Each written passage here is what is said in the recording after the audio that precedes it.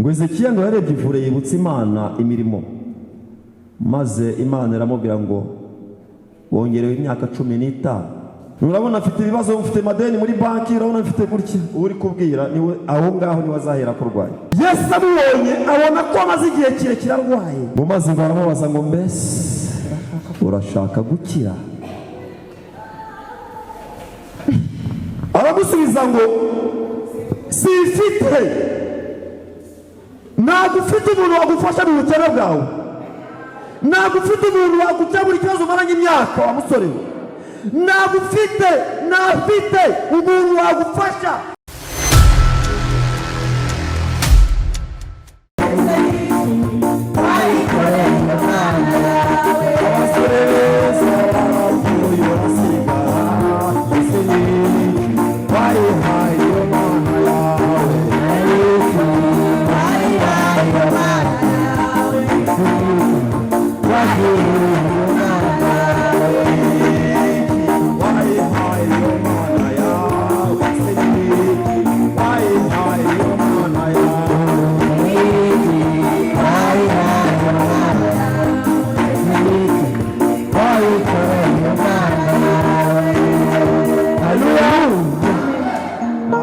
Kubera ko batubwiye byinshi kandi byiza, burya gahunda nayo ni iya mbere, tugomba kugira igihe.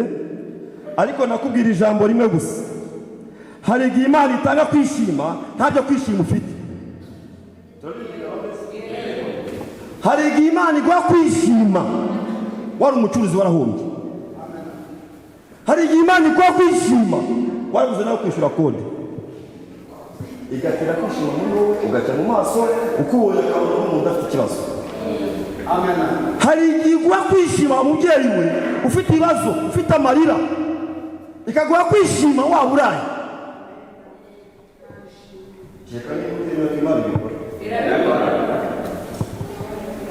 Ariko ijambo rirambwira ngo ntabwo umuntu usenga Imana by'ukuri akwiye kuba mufite mu maso hakanyaraye.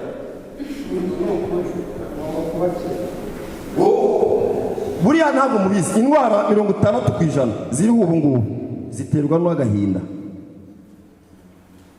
60% ziriho ubu, mivuduko, hypertension, n'umutwe udakira, kanseri, guhora ubabaye, ufite agahinda kenshi, ukajya ukureba ufite imyaka 20 ukajya ufite imyaka 60. Ariko uyu munsi subiza amaso inyuma, ba bandi waruzi, bamwe mwakoranaga, bamwe mwiganye, bapfuye ugasigara, bapfuye ugasigara. Numara kubyibuka wibuke neza ijambo tubwiwe ko babwiye guhanurira amagufa. Hari igihe kigera ukavuga ariko Imana iranzi. Iyo usomye Bibiliya ikwereka uburyo Yohana yashidikanyije ku Mana ngo ari mu zimbo, barababwira ngo nimubwire ngo mbese niwe cyangwa dutegereze undi. Ariko aka kanya nkuzana ijambo ry'ihumure. Tugiye kureba umusomyi wihuse adusomere muri Yohana ibice 5 umurongo wa 1 kugera ku 15. Tega amatwi neza wumve iri jambo. Wihuse dusangire umugisha adusomere iryo jambo. Yohana ibice 5 umurongo wa 1 kugera 5. Haravuze ngo umutwe w'amagambo, Yesu akiza umuntu umaze imyaka 38 amugaye. Hanyuma y'ibyo haba iminsi mikuru y'Abayuda, nuko Yesu agiye Yerusalemu. Kandi Yerusalemu mu bugufi bw'irembo ry'intama hari ikidendezi mu Giheburayo cyitwa Betisida, cyariho amabaraza 5. Muri ayo mabaraza hari abarwayi benshi, barimo impumyi n'ibirema n'abanyunyutse. Bari bategereje ko ikidendezi kihinduriza, kuko rimwe na rimwe marayika yamanukaga akajya muri icyo kidendezi agahinduriza amazi. Nuko umuntu wabanzaga kujyamo amazi yihindurije niwe wakiraga indwara ye iyo ari yo yose. umurongo wa 5. Hariho umuntu wari ufite indwara ayimaranye imyaka 38. Yesu amubonye aryamye amenya yuko amaze igihe kirekire arwaye, aramubaza ati, mbese urashaka gukira? Umurwayi aramusubiza ati, databuja, simfite umuntu unjugunye mu kidendezi iyo amazi yihindurije, nkiza undi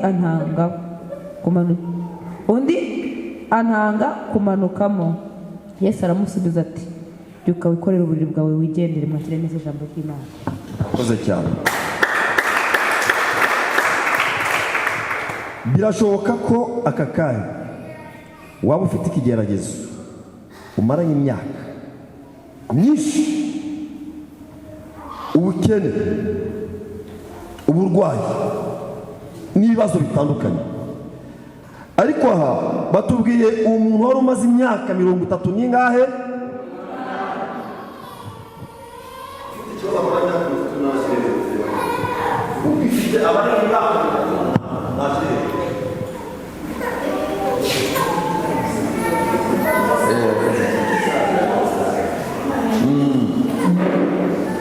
ngo hari umurwayi umaze imyaka 38.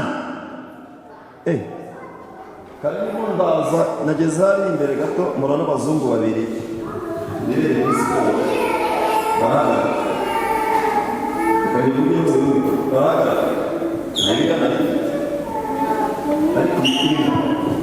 kashyira inyana ibikurimo bizatuma buri wese asobanukirwa urinde ugiye he.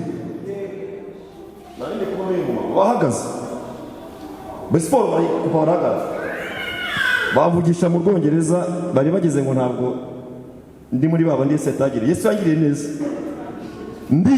niga segonderi, byari byoroshye rero gusubiza. Ndababwira ati tugiye gusenga. Babaje ngo mugiye gusenga, ati mugiye gusengera he? Ndababwira, bantwara mu biganza barakomeza kubera Imana. Tujye duhamya naho dusengera nta soni biduteye.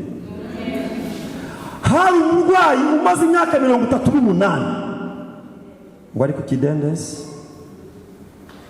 ujye kigeragezo, ari ku kidendezi. Yesu amubonye aramureba aramumenya, ngo akubonye ngo akumenya. Bwira Yesu ngo aramumenya. Bwira mugenzi ngo Yesu aramumenya. Bwira mugenzi ngo Yesu aramumenya. Ngo Yesu amubonye, ntabwo Yesu bundi ategerezwa kubwirwa byinshi kuri wowe. Arakuzi. Hagararaho ku munara wawe, utegereze, urindire, wumve icyo Yesu akubwira. Hagarara ku kigeragezo cyawe, gihagararemo neza. Umunsi hari igihe waba uyu, Yesu akakumenya. Yesu amubonye abona ko amaze igihe kirekire arwaye, ngo arakubaza ngo mbese urashaka gukira? Haleluya, haleluya. Ariko kumushaka kunezerewe mu maso, muzatabije mu maso, kuko iyo wari mu kabare baceza za ndirimbo z'isi bakabona wagira ngo nta gufu baba bafite mu mubiri. Ariko umugabo utanga byose kumuvuga biraryoshye, kuvuga Yesu ni byiza. Ngo Yesu amubonye ngo aramureba, ngo amenya ko amaze igihe kinini. Wa mubyeyi, ngo amenya ko umaze igihe kinini ufite ikigeragezo, ngo amenya ko ufite igihe kinini ubabaye, ubucuruzi butagenda neza, ukora bikanga, wasenga ukajya mu isengesho ryawe ntabwo rigera ku Mana. Birashoboka ko waracuruzaga uyu munsi ukaba ukinze. Birashoboka ko wakoraga akazi ka leta, reka nihere ko narigishaga nari umwarimu, ariko ngo ariko biba byaragenze. Ngo ariko Yesu ngo amubonye aramumenya, abonye uriya mubyeyi, abonye uriya mupapa, abonye uriya musore, abonye, ngo amenya ko amaze igihe kirekire ku kidendezi afite ikibazo. Amina, amina, amina. Reka tubyumve mubyumve kimwe, Yesu akubonye arabimenya, arakumenya. Ariko ngo yamusanze hera, yamusanze he murwayi? Ku kidendezi. Ngo hari amabaraza 5.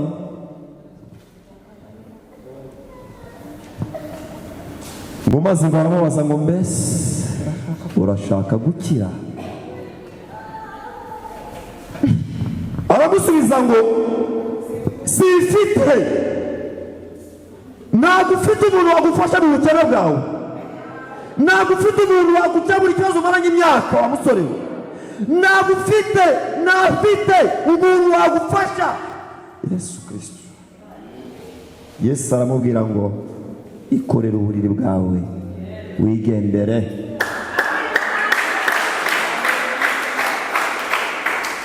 Yesu arakubwira ngo wa mama we, uyu munsi ku itariki 28 z'ukwezi kwa 4, wa mama we ikorere uburiri bwawe ugende. Amina. Wa papa we ikorere uburiri bwawe ugende. Amina. Wa musore we ikorere uburiri bwawe ugende. Amina. Wa mukobwa we ikorere uburiri bwawe ugende. Amina.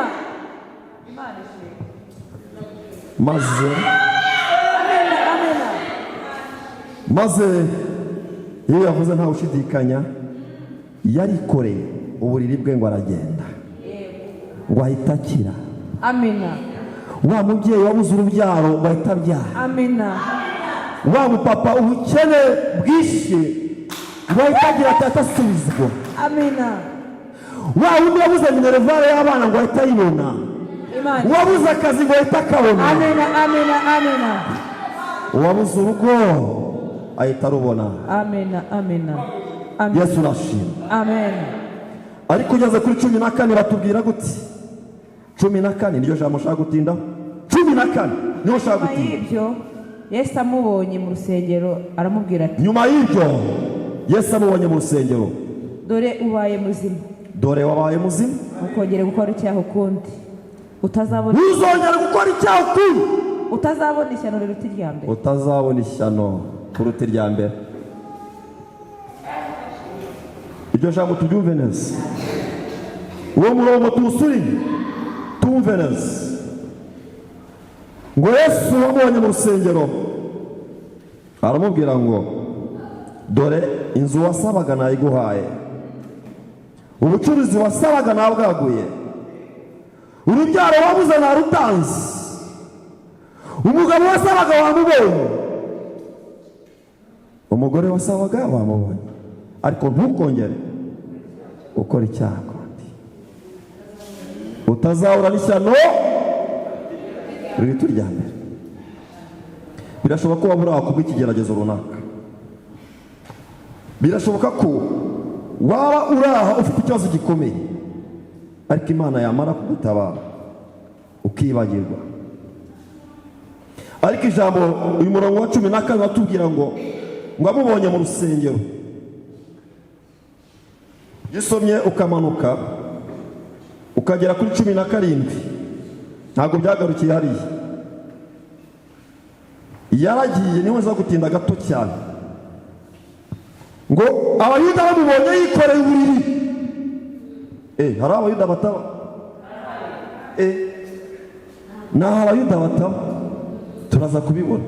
Ngo abayuda bamubonye yikoreye uburiri, abayuda babonye watabawe, babonye bafunguye iduka yawe noneho yuzuye, babonye wahetse ku mugongo wabyaye, babonye utakiribwa umutwe, utakibabara mu nda. Baramubaza ngo ninde wakubwiye kwikorera uburiri ku isabato? Iyo ukomeje ugasoma ijambo, uwakijijwe nyarazo wabikoze ntawe yarazi, ahubwo ngo akimara kujya mu rusengero nibwo yamenye ko ari Yesu. Yesu amaze kumbwira ya magambo yuko atazasubira gukora icyaha, nibwo yamenye ngo ni Yesu wanyirije. Ngo yaragiye ngo arayibabwira, ababwira ngo ni Yesu. Niho abayuda rero batangiye kurakarira Yesu kuko yakijije umurwayi ku isabato. Yesu yarabasubije ngo data arakora buri munsi Haleluya. Tubyumve kimwe. Data arakora buri munsi, nawe ngomba kugira ate? Nanjye ngomba gukora. Nta Abayuda batari, ntawe utasanga Umuyuda, no mu rusengero wamusangamo, muri korali wamusangamo, mwasenga mwataha mutandukanye ugasanga ibyavugiwe aho ubisanze hanze. Ijambo rirambwira ngo amaganya yawe nizo mbaraga zikurwanya. Amaganya yawe wa mubyeyi we nizo mbaraga zikurwanya. Amaganya yawe wa mupapa we nizo mbaraga zikurwanya. Ugasanga ufite ikibazo ugahita wihuta. Urabizi ngewe buriya nubwo mfite umugabo bigenda gutya,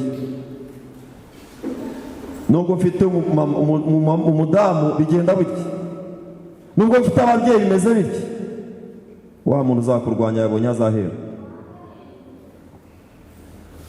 Urabona mfite ibibazo, mfite amadeni muri banki, urabona mfite gutya, uri kubwira niwe aho ngaho niwe azahera kurwanya.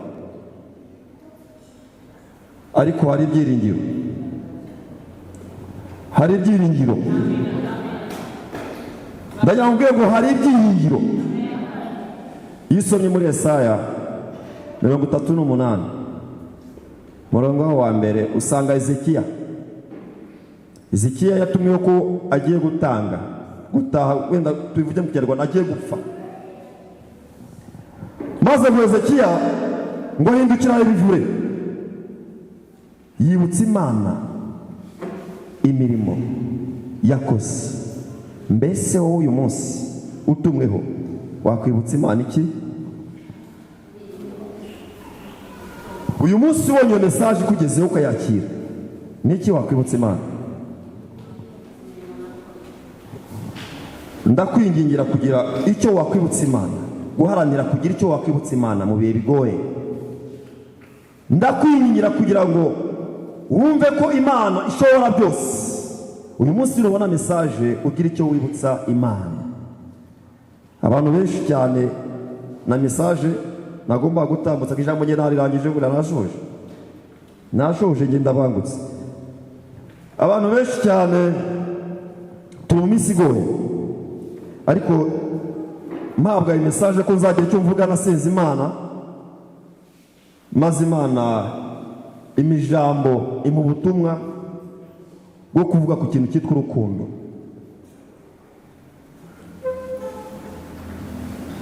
Byo kuvuga ku kintu cyitwa urukundo.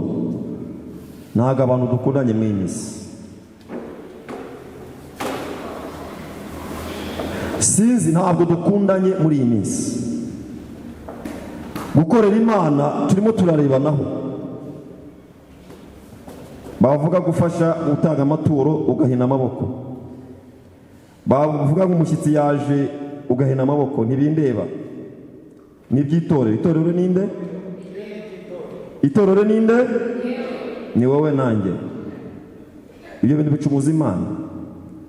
Bibiliya irambwira ngo numara icyumweru udafite umushyitsi muhurira ku isahani, urwo rwoza ufite ikibazo uzapfuka musenge. Ariko ugize Imana, ubonye umukozi w'Imana araje, baravuze ngo tubige, ariko ubundi kukibirinda babivuga. Wewe wakorewe umugisha, reka babwize ukuri, umugisha urakorerwa ntabwo usengerwa. Ababyemera bakireje, ubwo utabyemera ufite ukundi babivuga bitandukanye natwe. Umugisha urakorerwa ntabwo usengerwa. Kandi gutanga bizana umugisha kuruta guhabwa.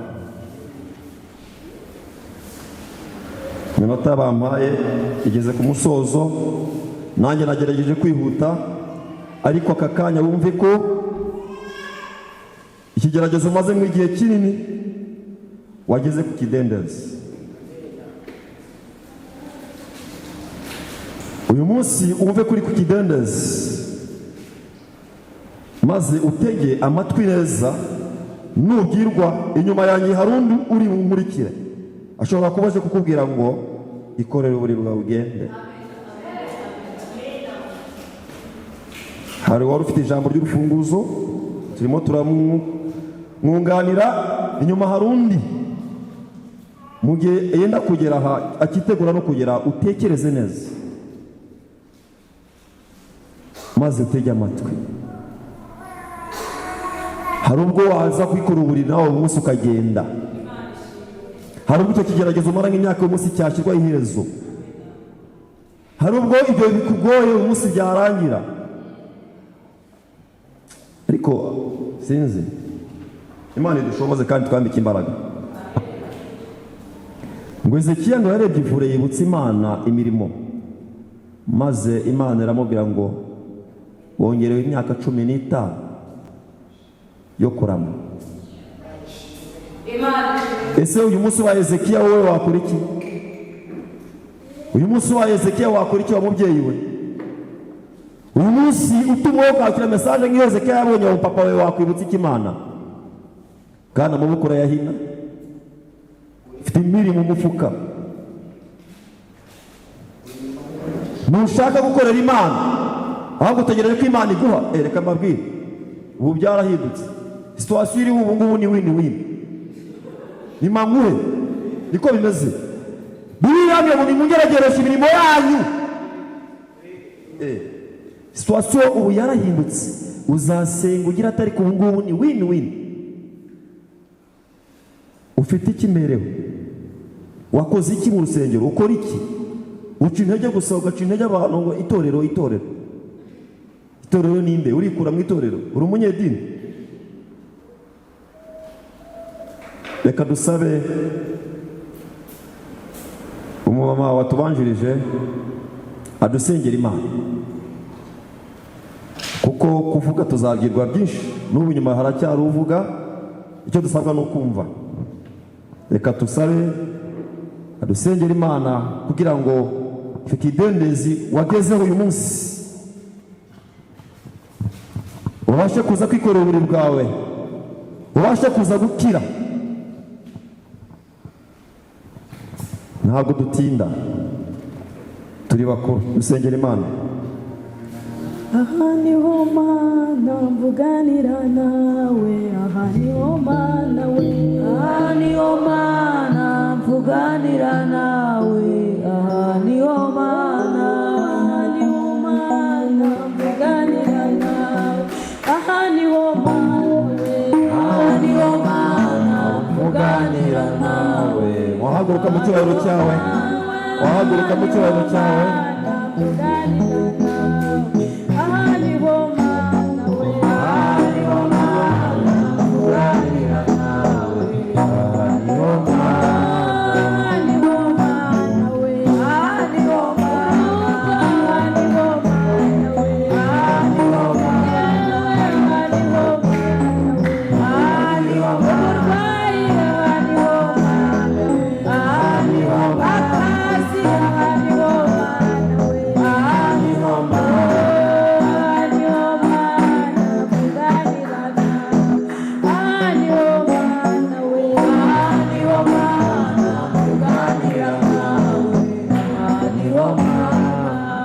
Turagushimiye Kristo. Yesu nashe. Uri umugabo w'intwari. Iraneza. Uri umugabo uhambaye.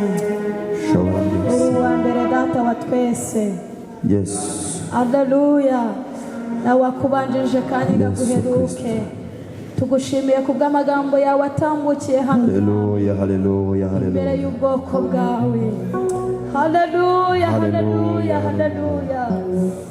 Wavuze ngo hari ibyo uje gukora, uje kubashyira mu mwuka, ndetse urongeye uravuze ngo ubahaye kwikorera uburiri bwabo bagataha. Bivuge ngo hari ibyo usuye, hari ibyo uremye, hari ibyo ukoze. Genderera umupapa, genderera umusore, genderera umubyeyi, genderera umukobwa, genderera umwana muto, genderera umuhanuzi, genderera abavugabutumwa, genderera abayobozi. Mu izina rya Yesu, aya masaha witeka Imana, zenguruke muri iri terane cyubahiro unyemerere Kristo uduhe kugira ngo duturize imbere yawe dukomere imbere yawe haleluya utwemerere ijambo rireme bifatika mu ngo zacu ku bana bacu mu kazi ka haleluya haleluya uri uwa mbere Yesu Alpha na Omega. Urashoboye Alpha na Omega. Nuhabwe icyubahiro. Alpha na Omega. Alpha na Omega. Shimwa Yesu. Yesu Kristo. Shimwa. Amen. Shalom. Haleluya. Yego urakoze Yesu. Amen. Shalom. Abangabo ukaba ubunamuye. Yesu. Abangabo ukaba bahaye imbaraga. Yesu. Abangabo ukaba batwikiriye. Yesu Kristo. Haleluya. Abari bahumye amaso. Yesu Kristo. Ariko abangabo urabahumuye. Yesu Kristo. Haleluya urakoze kuko uyaha umuyaga ukomeye muri iri teraniro. Yesu Kristo. Shimwa Yesu Kristo. Usinya sheke. Yesu Kristo. Ukomeye muri iri teraniro. Haleluya. Amina. Urakoze kubabereye Imana. Yesu Kristo. Kubabereye byose. Urakoze kubuze ngo nibatinye.